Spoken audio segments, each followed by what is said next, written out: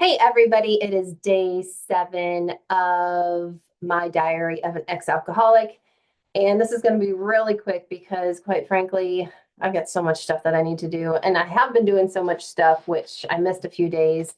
And so this vlog is kind of like my actual diary and writing stuff down because I go through stints of wanting to write stuff down for a lot of days and then just it's like working out. You taper off and then you stop doing it and blah blah blah. So I've missed a few days. And just for reference, I haven't really wanted, and I probably won't ever do my diary like during the weekends because I try to put that as my family time and just to recoup from all the stuff that I do during the week.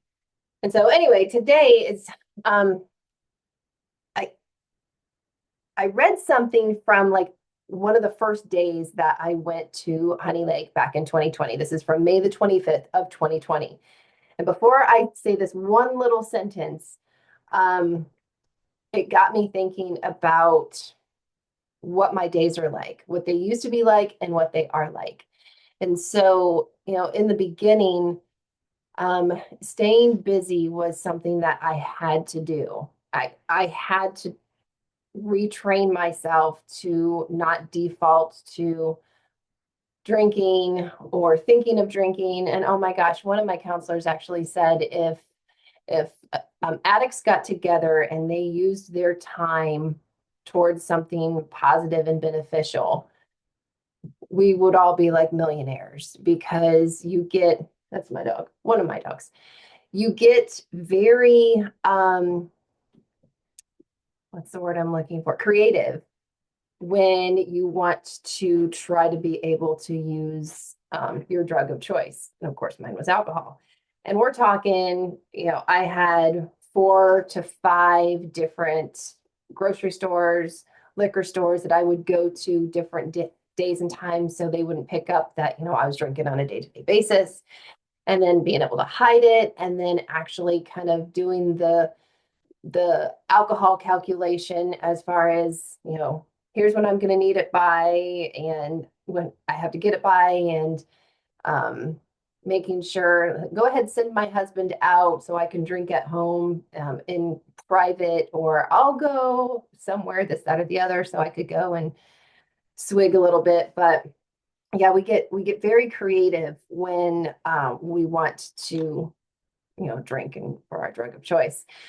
But so that time had to be replaced with something productive. And in the beginning, obviously, throwing myself into my counseling and my recovery was something that was really important. And I was in inpatient facility for 6 weeks.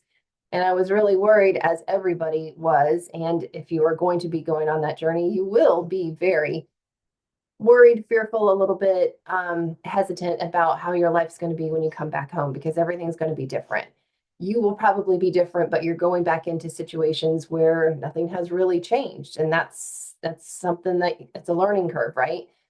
So staying very busy, finding hobbies for myself because I never had any hobbies. And now, I have quite a few hobbies. And it's kind of funny because one of my biggest hobbies was cooking.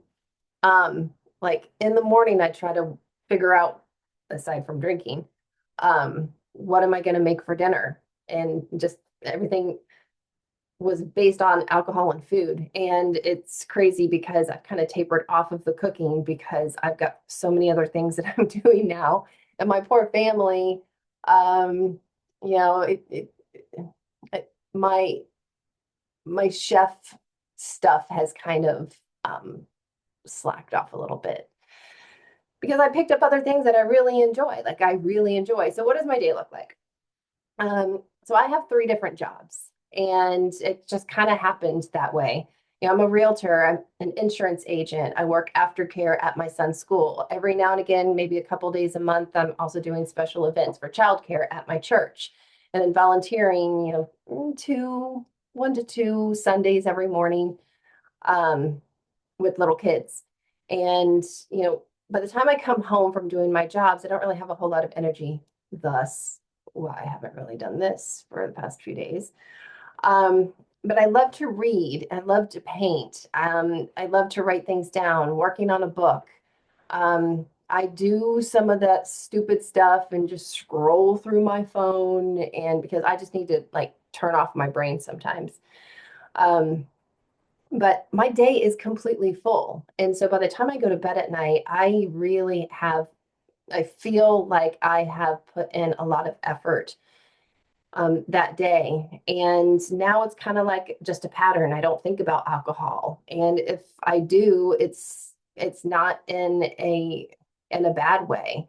And one thing I want other people to know, if you do partake in drinking, um, that's fine. You know, good for you. You just need to be able to control it, right? And some people, like an addict brain, we can't control it. So with that, the thing that I had written down, May 25th of 2020, there was this great guy. His name's Jim. He was one of the first counselors that I talked to at Honey Lake, and it is just a few words. Trauma has trained my brain. Retrain it. I mean, I could end with that, but I'll elaborate a little bit. I honestly believe that everybody that has an addiction has some type of trauma, whether they're aware of it or not, that they need to work through.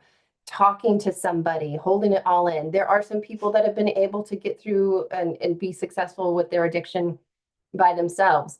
But I really believe that there is some underlying issue why you go to alcohol. I mean, even if you're not an addict, oh, I've had a long week or I had a stressful day and I'm going to go and get a drink.